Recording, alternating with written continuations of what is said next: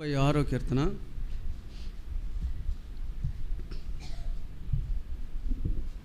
9వ వచనాన్ని మనం చదువుకుందాం. అందరు తీయండి, అలర్ట్గా ఉండండి. ఎవరు కూడా నిర్లక్ష్యంగా ఉండొద్దు, అలర్ట్గా ఉండండి. 96వ కీర్తన అందరు తీయాలి త్వరగా. బైబిల్ ఉన్న వాళ్ళందరూ తీయండి, చిన్నపిల్లలు సండే స్కూల్ పిల్లలు కూడా తీయండి. 96వ కీర్తన 9వ వచనం అందరం చదువుకుందాం. పరిశుద్ధాలంకారములు ధరించుకొని యెహోవాకు నమస్కారము చేయుడి, సర్వభూజనులారా ఆయన సన్నిధిని వణుకుడి. చాలు, ప్రార్థన చేసుకుందాం.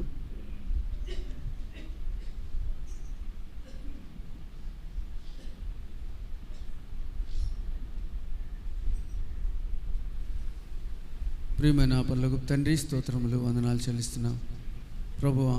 ఈ ఉదయకాల సమయంలో దేవా పాటల ద్వారా మీరు మహిమ పొందినందుకు స్తోత్రాలు. వాక్యం ద్వారా నాతో మాతో మాట్లాడుతురండి. నిలబడుచుండగా ఆత్మచేత అభిషేకం దయచేయండి. చేరువచ్చిన ప్రజలతో నాతో మాతో మాట్లాడుతురండి. దేవా పరిశుద్ధ అలంకారములు ధరించుకొని నేను సేవించినట్లుగా కృపను అనుగ్రహించుము. నిలబడుచున్న నేను నిష్ప్రయోజకమైన దాసుడను, జ్ఞానము లేనివాడును, వెర్రివాడును, బుద్ధిహీనుడు తండ్రి. మీరే కృపను అనుగ్రహించి నీ ఆత్మచేత నింపి నన్ను బలపరచమని, పరిశుద్ధాత్మ అభిషేకం దయచేయమని, చేరువచ్చిన ప్రియులను బట్టి వందనాలు. ఇంకా రావాల్సిన ప్రియులు ఎందరో ఉన్నారు, ఎంతోమంది ఈరోజు రాలేదు, వారిని కూడా త్వరపెట్టి నడిపించు. నీ మందిరం నీ మహిమ చేత నింపము. పరలోకపు వెలుగు, పరలోకపు ప్రత్యక్షత బయలుపరచండి. క్షమాభివృద్ధి మీరే కలుగు చేస్తున్నామని కృప చూపించమని యేసుక్రీస్తు వారి పేరిట స్తుతించి ప్రార్థించి వేడుకుంటూ నాము తండ్రి, ఆమేన్.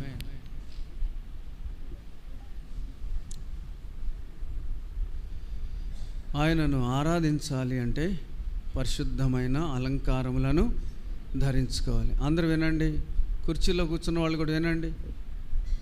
యూట్యూబ్లో చూసిన వాళ్ళు అంటున్నారు కామెంట్లు, ఏంటి కుర్చీలో కూర్చున్న వాళ్ళు ఏమైనా నిద్రపోతున్నారా, మీరు ఎందుకు అట్లా అంటున్నారా అని అంటున్నారు. నా చేత అలా అనిపించుకోవద్దు. మీరు కుర్చీలో కూర్చున్న వాళ్ళు ఫ్యాన్ వేసాము, కుర్చీ వేసాము, అంతే. నిద్రపోయే వాళ్ళకి కింద కూర్చోబెడతాం. అయితే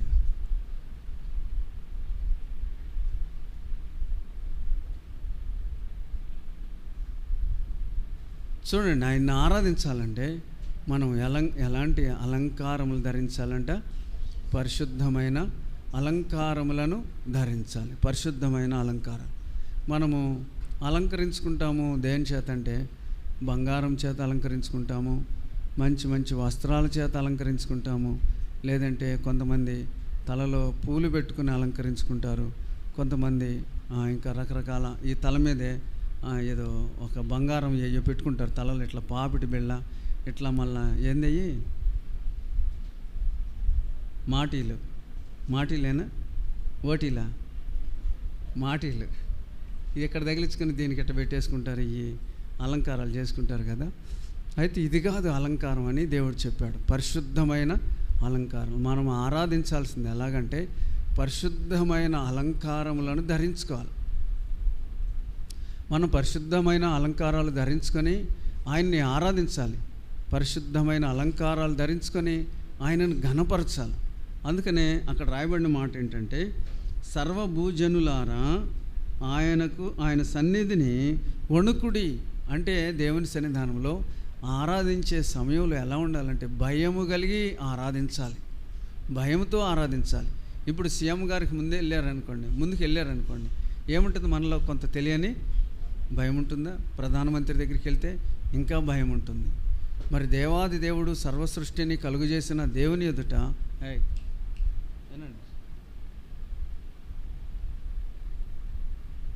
పిల్లలు మీరు అల్లరి చేయొద్దు. పరిశుద్ధమైన అలంకారాలు ధరించుకొని ఆరాధించండి.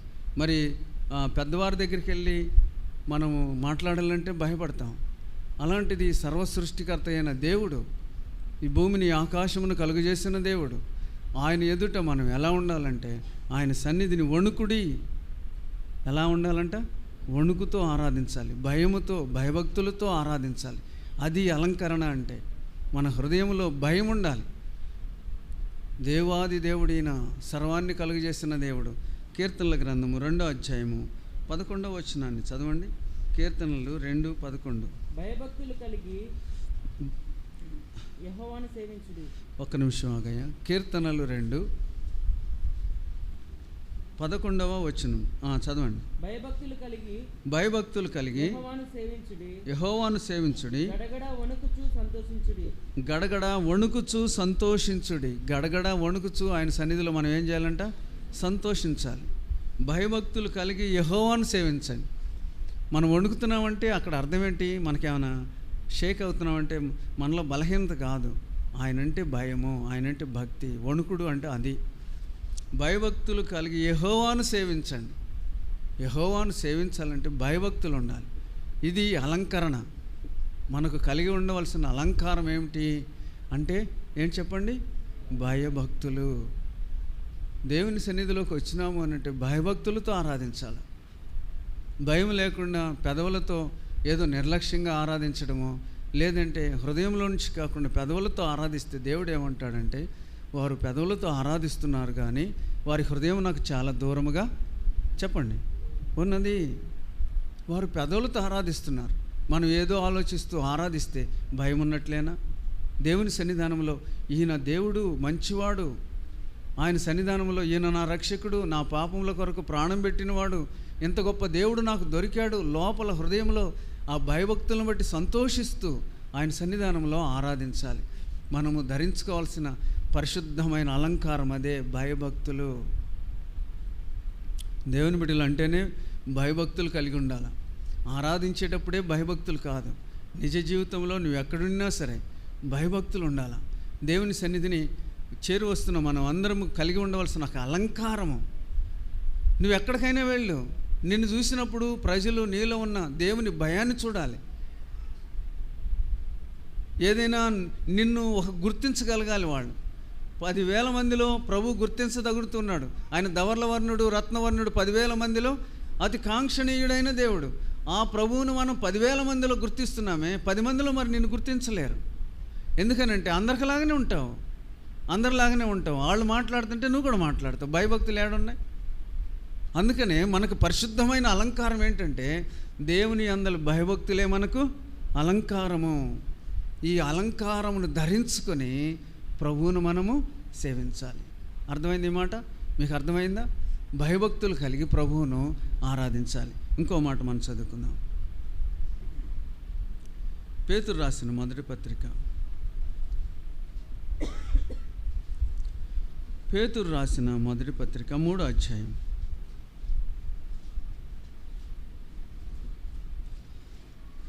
3-4 వచనాలు చదువుకుందాం. పేతురు రాసిన మొదటి పత్రిక. వినండి, వినండి, గడ్డాల కింద చేతులు తీయండి, పక్కన వాళ్ళని చూడండి మీరు ఒకసారి.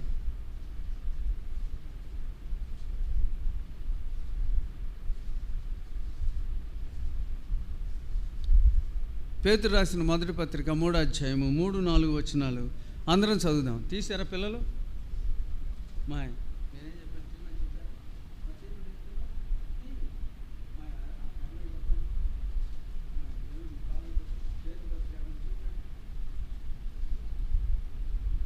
తెలియని వాళ్ళకి చూపించాలి, పక్క వాళ్ళు చూపించాలి. తెలియనప్పుడు పక్కన ఉన్న వాళ్ళు చూపించాలి. చూపించండి.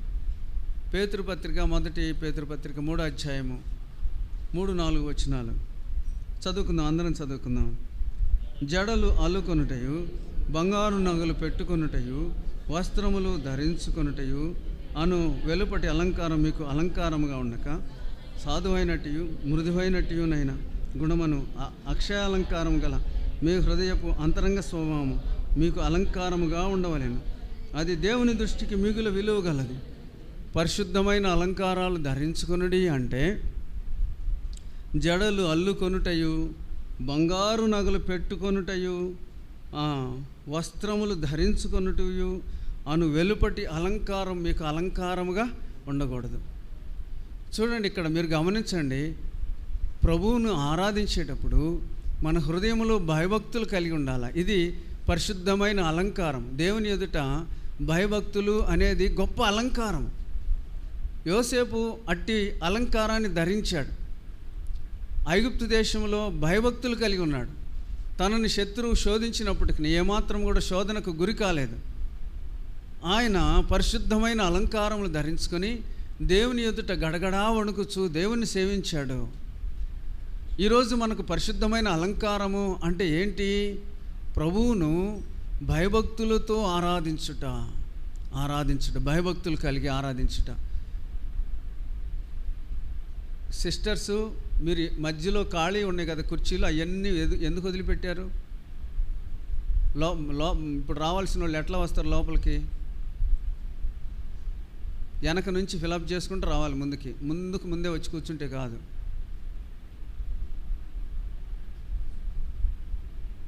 అది వెనకాల కూర్చున్నారు, ముందు కూర్చున్నారు, మధ్యలో కుర్చీలు అట్లానే బిగిసిపోయినాయి. మా బయట ఉన్నవాళ్ళు లోపలికి రండి, బయట కూర్చోవద్దు. ఎవరు లోపలికి రండి. లోపల ఖాళీ లేకపోతే బయట కూర్చోవాలా? బయట ఎందుకు కూర్చుంటారు? లోపలికి రండి. కుర్చీలు ఫిలప్ చేయాలి కదా మీరు. బయట కూర్చుంటే ఎట్లాగా? నువ్వు రా, లోపలికి రా, బయట ఎవరు కూర్చోవద్దు.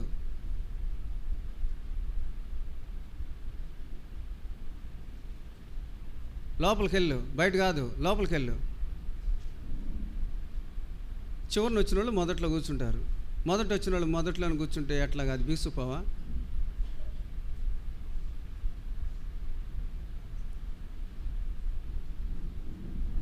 ఇక్కడ రాయబడిన మాట చూడండి. పేతురు రాసిన మొదటి పత్రిక 3వ అధ్యాయం 3వ వచనంలో రాయబడిన మాట, జడలు అల్లుకొనుటయు, బంగారు నగలు ధరించుటయు, వస్త్రములు ధరించుట. ఇది కాదు అలంకారం అంటే. మనం దీని మీదే దృష్టి పెడతాం. నా జడలు బాగున్నాయా, నా రింగులు బాగున్నాయా, నా మాటీలు బాగున్నాయా, నా పాపిడి వీళ్ళు బాగుందా, ఇది నా చీర బాగుందా, నా ప్యాంటు బాగుందా, నా చొక్కా బాగుంది. ఇది కాదు. దీని మీద దృష్టి పెడతాం. దేవుని యొక్క ఉద్దేశం ఏంటంటే పరిశుద్ధమైన అలంకారము ఇది ధరించాలి. పైకి మంచి వస్త్రములు, నగలు పెట్టుకోవడము, లేదంటే జడలల్లుకోవడము, రకరకాలుగా ధరించడం కాదు. ఇది పరిశుద్ధమైన అలంకారం కాదు. దేవుడు నువ్వు ఎంత బంగారం ధరించుకుని నువ్వు ఆరాధించినా కూడా అది ఉపయోగమే లేదు. నువ్వు ధరించవలసింది ఏంటంటే సాధువైనట్టు, మృదువైనట్టు హృదయమును ధరించాలి. అలాంటి హృదయమును ధరించి నువ్వు ఆరాధించాలి. ఆ హృదయంలో నుంచే వచ్చే ఆరాధనను దేవుడు కోరుకుంటాడు. చాలామంది స్త్రీలు పూలుతో జడను అలంకరించుకుంటారు, జడను బంగారంతో అలంకరించుకుంటారు, తలను బంగారంతో అలంకరించుకుంటారు, మెడను బంగారంతో అలంకరించుకుంటారు. కాదు, ఇది కాదు. వస్త్రములతో అలంకరించుకుంటారు, రకరకాల వస్త్రాలతో అలంకరించుకుంటారు. ఆ వస్త్రాలు చూస్తే వీళ్ళు క్రైస్తవులేనా అనిపిస్తుంది. వీళ్ళు క్రైస్తవులు ఎలా ఉంటారా? క్రైస్తవులు ఎలాంటి వస్త్రధారణ చేస్తారు, ఎలాంటి వస్త్రధారణ చేస్తారు, ఇదేనా వీళ్ళు నేర్చుకునేది అని చూసిన వాళ్ళు కూడా అసహ్యపడేటట్లుగా చేస్తారు. అది కాదు అలంకరణ అంటే. చెప్పండి. మృదువైనట్టు, సాధువైనట్టు, అంతరంగ హృదయ స్వభావము. అది హృదయములో, అంతరంగంలో మృదువైన స్వభావం ఉండాలి, సాధు స్వభావము. ఇది ధరించుకొని ఈ అలంకారము దేవునికి చాలా మిగుల విలువైనది. దేవుని దృష్టికి మిగులు విలువ కలిగినది ఏంటంటే సాధు స్వభావము కలిగి ప్రభువును ఆరాధించాలి.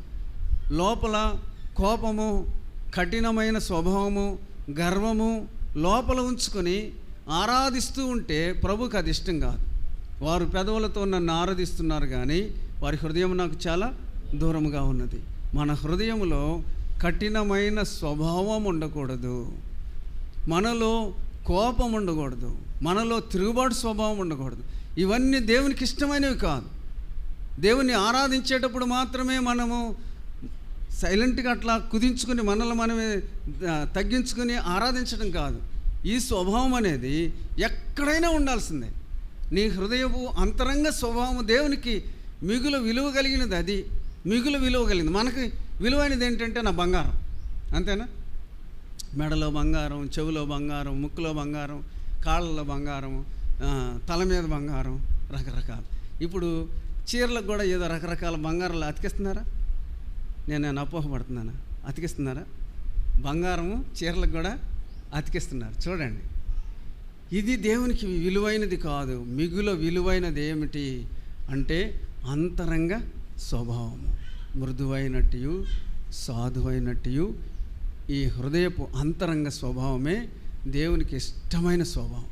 కనుక ఇలాంటి స్వభావమే పరిశుద్ధమైన అలంకారము, ఇలాంటి స్వభావం. కాబట్టి ఇలాంటి అంతరంగ స్వభావం కలిగి ప్రభువును మనము ఆరాధించాలి. ఓకే, అర్థమైందా? మొదటిది ఏంటి? భయభక్తులు కలిగి గడగడా వణుకుచు ఆయనను సేవించాలి. ఇది పరిశుద్ధమైన అలంకారం. రెండోది ఏంటి? మృదువైనట్టు సాధువైనట్టు అంతరంగ స్వభావం కలిగి ప్రభువును ఆరాధించాలి. మూడోది ఏంటి అని అంటే పరిశుద్ధాత్మ చేత నింపబడి ఆరాధించే ఆరాధన. అందుకనే మనకు తెలుసు, యోహాను సువార్త 4:24 వచనంలో రాయబడిన మాట మనం చదువుకుందాం. యోహాను సువార్త 4వ అధ్యాయం 24వ వచనం. దేవుడు ఆత్మ గనుక ఆయనను ఆరాధించువారు ఆత్మతోను సత్యముతోను ఆరాధింపవలెను. ఆయన ఆత్మ అయ్యున్నాడు కనుక, దేవుడు ఆత్మ కనుక ఆయనను ఆరాధించే వాళ్ళు ఎలా ఆరాధించాలి? ఆత్మతోనూ సత్యముతోనూ ఆరాధించాలి. పరిశుద్ధాత్మ కలిగి మనము ప్రభువుని ఆరాధించాలి. భయభక్తులతో ఆరాధించాలి. గడగడా వణుకుచు ఆయనను ఆరాధించాలి. మృదువైన స్వభావం కలిగి ఆయనను ఆరాధించాలి. అలాంటి ఆరాధనను దేవుడు కోరుకుంటున్నాడు. కనుక ఈ రోజున మనం ఎరగాల్సిందే, మన హృదయపు అంతరంగ స్వభావాన్ని దేవుని ఎదుట మంచి అలంకారముగా ఉంచుకొని ప్రభువును మనం ఆరాధించాలి. కనుక ఇక్కడ రాయబడిన మాట ఏంటంటే, దేవుడు ఆత్మయ్య ఉన్నాడు కనుక, దేవుడు ఏమైనాడు చెప్పండి? ఆత్మయ్య ఉన్నాడు కనుక ఆరాధించేటప్పుడు ఆత్మ ద్వారానే ఆరాధించాలి. ఆ భాష ఆయనకి అర్థమవుతుంది. పరిశుద్ధాత్మ కలిగి మనం ఆరాధిస్తుంటే ఆ ఆరాధనను దేవుడు ఆగ్రహిస్తూ ఉంటాడు. పరలోకంలో ఉన్న ప్రభువు, ఆయన మన ఆరాధన కోరుకున్న ప్రభు, మనం పరిశుద్ధమైన అలంకారములు ధరించుకొని ఆరాధిస్తూ ఉంటే ప్రభు ఎంతో సంతోషిస్తాడు, ప్రభు ఎంతగానో ఆనందిస్తాడు. కనుక మనం ఆయనను ఆరాధించాలంటే పరిశుద్ధమైన అలంకారాలు ధరించుకోవాలి.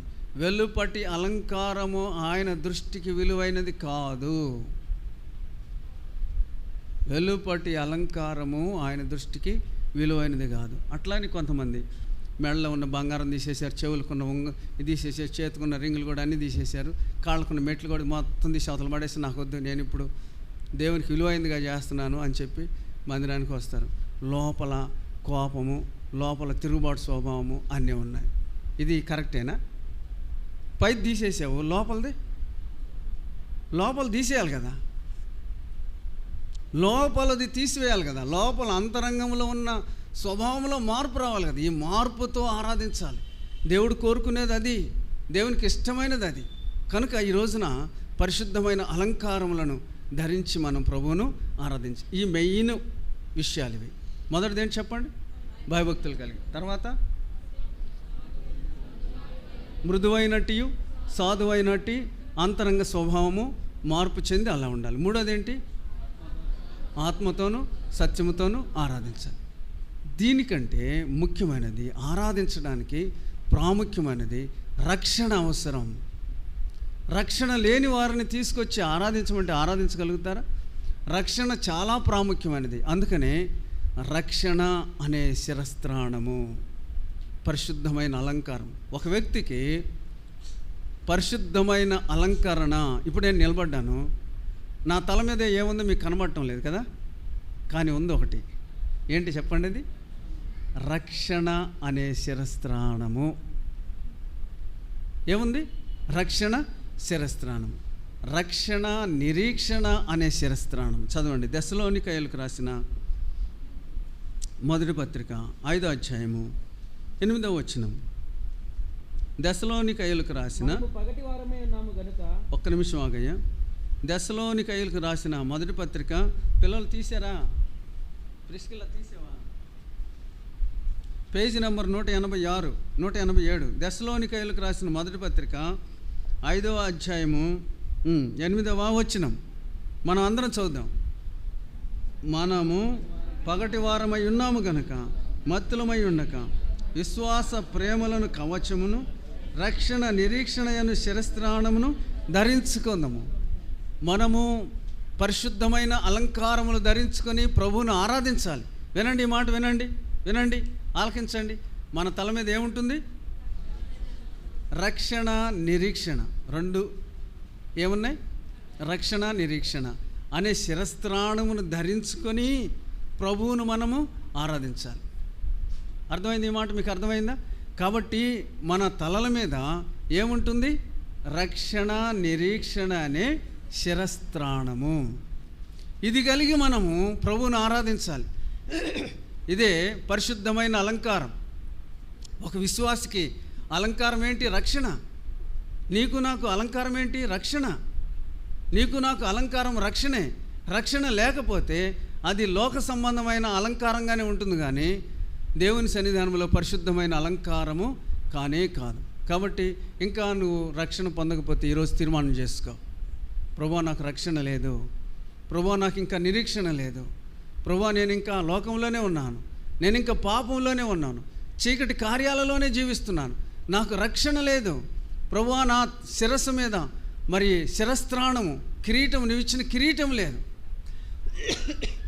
అని దేవుని సన్నిధానంలో నువ్వు ప్రార్థన చేస్తే ఈరోజే దేవుడు నీకు రక్షణ కలుగజేస్తాడు. పిల్లల్ని దగ్గర పెట్టుకున్నా అరవనియొద్దు. రక్షణ, నిరీక్షణ అను ఏంటది చెప్పండి? శిరస్త్రాణము. ఈ శిరస్త్రాణము కలిగి ప్రభువును మనము ఆరాధించాలి. రెండోది ఏంటంటే సామెతల గ్రంథం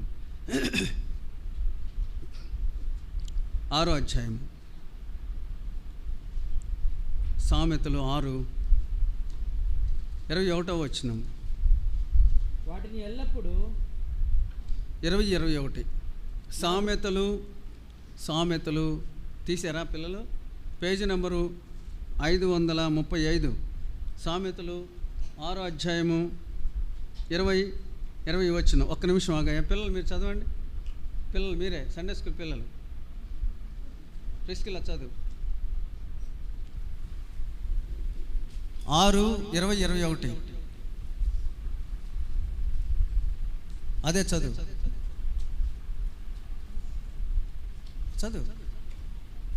గట్టిగా చదువు. నా కుమారుడా, నీ తండ్రి ఆజ్ఞను గైకొనము, నీ తల్లి ఉపదేశమును త్రోసివేయకము. వాటిని ఎల్లప్పుడూ నీ హృదయమందు ధరించుకొనుము, నీ మెడ చుట్టూ వాటిని కట్టుకొనుము. చూడండి, ఇక్కడ ప్రభు చెప్పాడు ఒక మాట. నా కుమారుడా, నీ తండ్రి ఆజ్ఞలను గైకొనుము, నీ తల్లి ఉపదేశమును త్రోసివేయకము. వాటిని ఎక్కడ కట్టుకోవాలంట? హృదయంలో ఉంచుకోవాలి. మరలా మెడ చుట్టూ కట్టుకోవాలి. పైన ఏముంది? ఇప్పుడు తల మీద ఏముంది? రక్షణ, నిరీక్షణ అనే శిరస్త్రాణం. మెడకి ఏమి అలంకారం కనపడుతుంది? దేవుని ఆజ్ఞలు. మెడ మీద ఏం కనపడుతుంది చెప్పండి?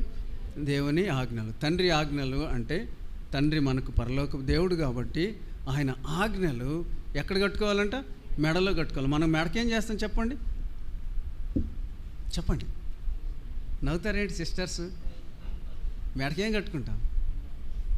మెడకి ఏదో బంగారం వేసేస్తాం. కొంతమంది అయితే ఎక్కడి నుంచి ఎక్కడి దాకా ఎంత పెద్ద ఏమంటారు దాన్ని? హారమా? ఇట్లా ఉంటుంది హారం. బొమ్మల్లో చూస్తాం, మనం నిజంగా ఎవరి దగ్గర చూడలేదులేండి. అది బంగారం, దాన్ని ధరిస్తారు. కానీ ప్రభు ఏం చెప్పాడు? తండ్రి ఆజ్ఞలను మెడకు కట్టుకో.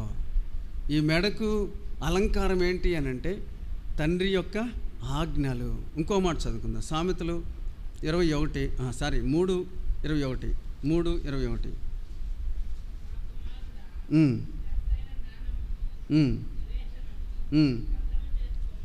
భద్రము చేసుకునుము, వాటిని నీ కన్నుల ఎదుట నుండి తొలగిపోనీయకము. అవి నీకు జీవముగాను నీ మెడకు అలంకారముగా ఉండును. ఏంటి మెడకు అలంకారంగా ఉండేది? ఏంటి? లెస్సైన జ్ఞానము, దేవుని జ్ఞానము. తల మీద ఏముంది? రక్షణ, నిరీక్షణ అనే శిరస్త్రాణం. మెడకేముంది? దేవుని ఆజ్ఞలు, లెస్సైన జ్ఞానం కదా. ఇది మెడకుంది. ఈ ఛాతి మీద ఏముంది అంటే దెసలోనికైలు రాసిన మొదటి పత్రిక 5వ అధ్యాయము 8వ వచనం చదవండి.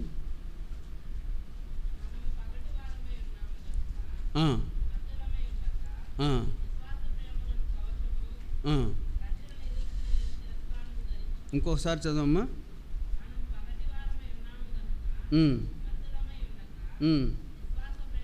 విశ్వాస ప్రేమలను కవచమును. చాలు. ఏంటంటే ఈ కవచం పేరేంటి? విశ్వాసము మరియు ప్రేమ. ఈ కవచం ఏంటి? విశ్వాసము, ప్రేమ. ఇది దేవునికి ఇష్టమైన అలంకారం. నీలో విశ్వాసాన్ని చూసినప్పుడు, అబ్బా నా బిడ్డలో చాలా విశ్వాసం ఉంది. నీలో ప్రేమను చూసినప్పుడు దేవుడు అనుకుంటాడు, అబ్బా నా బిడ్డలో చాలా ప్రేమ ఉంది. నేను చూపించినంత ప్రేమ చూపిస్తుంది నా కూతురు, నేను చూపించినంత ప్రేమ చూపిస్తున్నాడు నా కుమారుడు అనుకుని మిగులో విలువ కలిగినది దేవుని దృష్టికి మనం అలంకరించుకోవాల్సింది దేనితో అనంటే విశ్వాసముతోనూ మరియు ప్రేమతోనూ. ఇవి మనం కలిగి ఉండాలి. ఈ ఛాతి మీద మైమరువు. ఎందుకు అంటే శత్రువు బాణం వేసిన, ఈటి విసిరిన అడ్డుకుంటుంది. ఇది గుండెల్లోనికి దిగదది. బాణం విసిరాడు, ఎక్కడ కొడతాడు తెలుసా? బాణాన్ని గుండెకి గురి చూసి ఖచ్చితంగా లాగి మన గుండెలకేసి కొడతాడు శత్రువు. అయితే దేవుడు విశ్వాస ప్రేమలు కూర్చో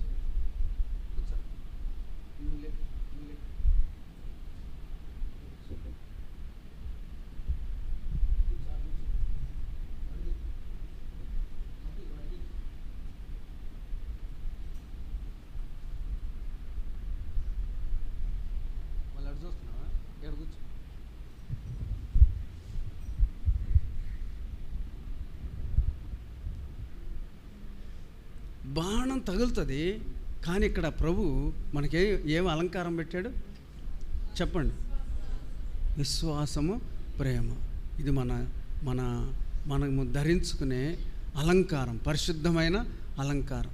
బాణం వేసి కొట్టినా కూడా లోపలికి దిగదు. వాడు ఎలాంటి బాణం వేసినా లేదంటే ఈటి విసిరినా ఏది తగిలినా ఇక్కడ అది అడ్డుకుంటుంది. విశ్వాసం, ప్రేమ, అంతే అడ్డుకుంటుంది. అర్థమైందా? తర్వాత దట్టి సత్యమను దట్టి. ఎక్కడుంది ఈ మాట? ఏమ్మా? బైబిల్లోనే చెప్పండి. ఎక్కడ? FSC correct. తర్వాత అధ్యాయం చెప్పండి. 6 చదవండి. 14 వచనం. ఎలాగనగా నీ నడుమునకు ఏముండాలంట? సత్యమును దట్టి. పరిశుద్ధమైన అలంకారములు ఏమిటి? పైన ఏముంది చెప్పండి? పైన మొదటిది ఏమిటి చెప్పండి? ఇక్కడ ఏముంది? రక్షణ, నిరీక్షణ అని కిరీటము. తర్వాత లెస్స అయిన జ్ఞానము, దేవుని ఆజ్ఞలు. ఛాతికి విశ్వాస ప్రేమలను మైమరు. తర్వాత నడుమునకు సత్యమును దట్టి. సత్యము కలిగి, మనలో సత్యం ఉంటే దేవుడు మనల్ని చూసి సంతోషిస్తాడు. మనలో సత్యాన్ని కోరుతున్నాడు ప్రభు చెప్పాడు, నేనే మార్గమును సత్యమును జీవమై ఉన్నాను. మీరు నా యందు నిలిచిన ఎడల, నా వాక్యమందు నిలిచిన ఎడల మీరు నా శిష్యులై ఉండెదరు. మీరు నా శిష్యులైన ఎడల సత్యమును గ్రహించెదరు. సత్యమును గ్రహించిన ఎడల సత్యము మిమ్ములను స్వతంత్రులుగా చేయను. ఎక్కడుంది ఈ మాట? యోహాను సువార్త 8వ అధ్యాయం. యోహాను సువార్త 8వ అధ్యాయం 31-32. కాబట్టి యేసు తాను నమ్మిన యూదులతో, నిజముగా నాకు శిష్యులయ్యుండి సత్యమును గ్రహించెదరు. అప్పుడు సత్యము మిమ్మల్ని స్వతంత్రులుగా చేయనని చెప్పాను. సత్యము, మనం సత్యం లేకుండా ఆరాధన చేస్తే ఉపయోగం లేదు. మనము ధరించవలసిన ప్రధానమైన అలంకారం ఏమిటి అంటే సత్యము. ఈ సత్యము నిన్ను స్వతంత్రునిగా చేస్తుంది. ఈ సత్యము నిన్ను బలవంతుడిగా చేస్తుంది. నడుముకు బెల్ట్ అనమాట. నడికట్టు అంటే అర్థం ఏంటి తెలుగులో? ఏంటి? బెల్ట్. ఇంగ్లీష్లో బెల్ట్ అంటారు కదా, నడికట్టు. ఇది ఏం చేస్తుంది? ఇది ఎందుకు ఇది కట్టేది? ఎందుకనంటే బిగువు, బలము. ఈ నడికట్టు కట్టుకున్నవారు యుద్ధం చేసేటప్పుడు ఈ నడికట్టుని గట్టిగా కట్టుకుంటారు. ఎందుకంటే శక్తి, అది బలాన్ని ఇస్తుంది. అందుకని నీ నడుము కట్టుకొని అని దేవుని వాక్యం కూడా చెప్తూ ఉంటుంది. నడుము కట్టుకోవాలా? ఏం కట్టుకోవాలా? నడుముకు సత్యమును దట్టిని కట్టుకోవాలా. ఇది మనము ధరించుకునే పరిశుద్ధమైన అలంకారం. తర్వాత ఇంకేమని రాయబడిందో మనం చదువుకుందాం.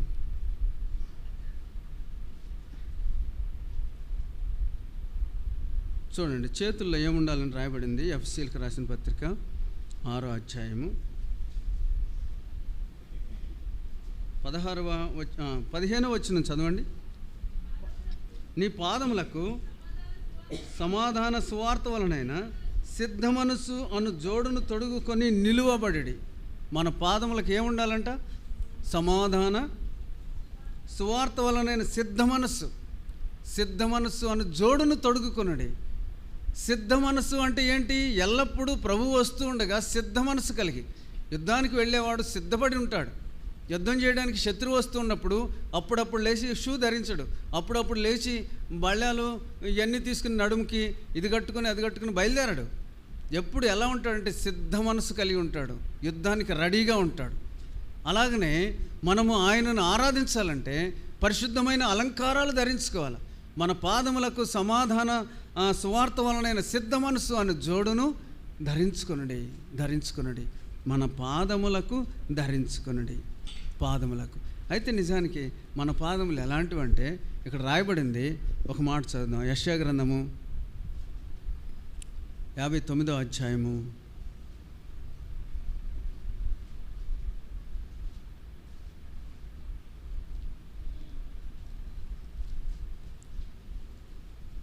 7వ వచనం.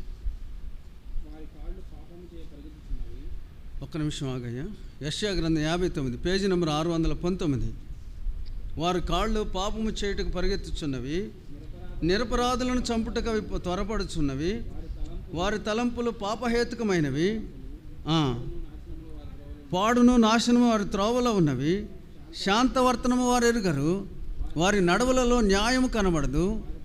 వారు తమ కొరకు వంకర త్రోవలు కల్పించుకొని ఉన్నారు, వాటిలో నడుచువాడెవడను శాంతి నొందడు.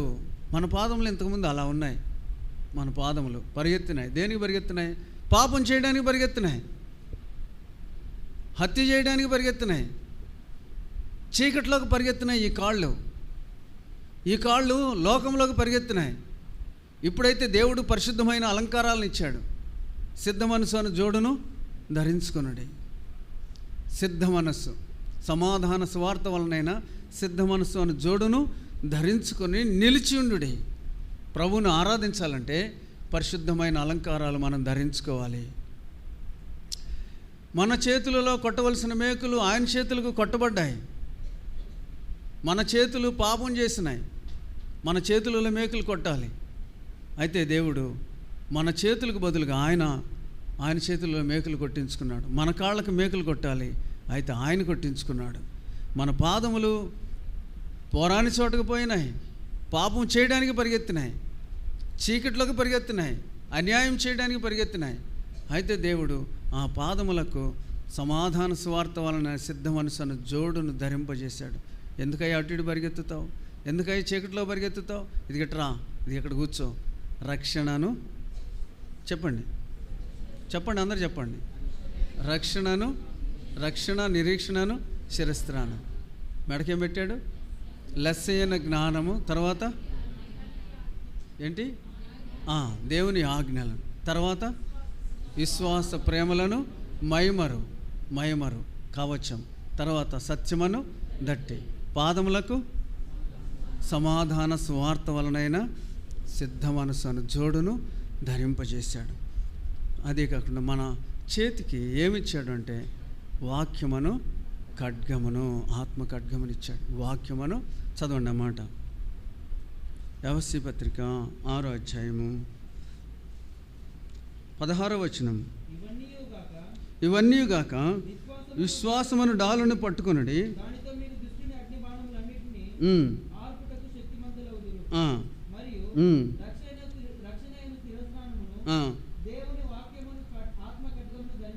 చాలు. ఒక చేతిలో డాలు ఉన్నది.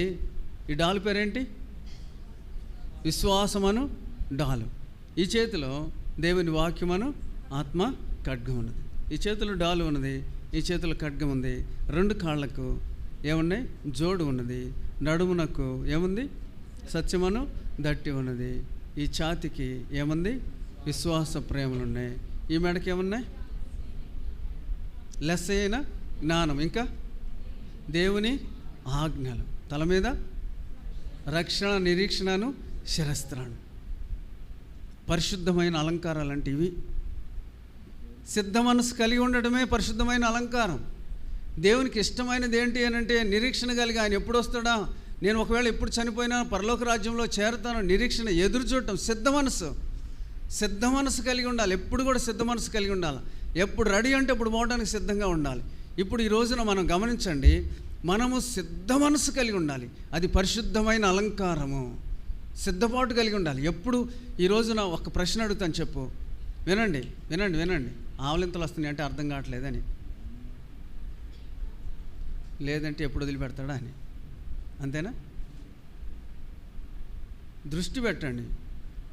వాక్యాన్ని హృదయముతో వినండి, చెవులతో కాకుండా హృదయముతో వినండి. పాదములకు జోడు తగిలించుకుంటున్నామంటే ఎందుకు? ఇప్పుడు ఇంట్లో బయట చెప్పులు వదిలేస్తాము, ఇంట్లోకి వెళ్ళేటప్పుడు, వచ్చేటప్పుడు బయటికి రాగానే చెప్పులు తగిలించుకుంటున్నాం. అప్పుడు అడుగుతున్నారు, ఎక్కడికండి అంటారు ఇంట్లో వాళ్ళు. అంతేనా? అంటే ఎక్కడికి వెళ్తున్నాడు అని అర్థం. అంతేనా? మనం సిద్ధ మనసు అని జోడును తగిలించుకున్నామంటే అర్థం ఏంటి? రెడీగా ఉన్నాము అని. అంతేనా? ఇది దేవునికి ఇష్టమైనది. ఇష్టమైన అలంకారం ఏంటంటే సిద్ధపడి ఉండుట. 10th క్లాస్ పిల్లోడిని, ఎరా సిద్ధపడ్డావంటే, లేదు సార్ ఇంకా నేను సిద్ధపడలేదంటే, అరే ఏమిరా ఇంకా నువ్వు చదవలేదా? ఇంకోటి చెప్పాడు, సార్ నేను అన్నీ చదివాను సార్, రెడీగా ఉన్నాను సార్, ఎప్పుడెప్పుడు ఎగ్జామ్ పెడతారా, నేను రెడీగా ఉన్నాను సార్ అంటే, వెరీ గుడ్ అంటాడు లేదు టీచరు. సిద్ధపడని వాడిని గురించి బాధపడతాడు. ఏమరా ఇది ఇంకా సిద్ధపడలేదు, దగ్గరికి వచ్చేసినరా, ఎప్పుడురా నువ్వు సిద్ధపడేది, ఎప్పుడు చదువుతా, రాత్రి చదివిన వచ్చేది కాదురా. సిద్ధ మనసు, ఇది పరిశుద్ధమైన అలంకారము. చేతిలో ఆత్మఖడ్గం, వాక్యమను ఆత్మఖడ్గము. ఈరోజు బైబిల్ చదివారా? చదివిన వాళ్ళందరూ చేయొద్దండి. ఇంకా కొరతగానే ఉంది చదవట్లా. దించండి. పిల్లల మేలు, సండే స్కూల్ పిల్లలందరూ ఎత్తేసారు. వాళ్ళు ఖచ్చితంగా కంఠత వాక్యమని చదివి ఉంటారు.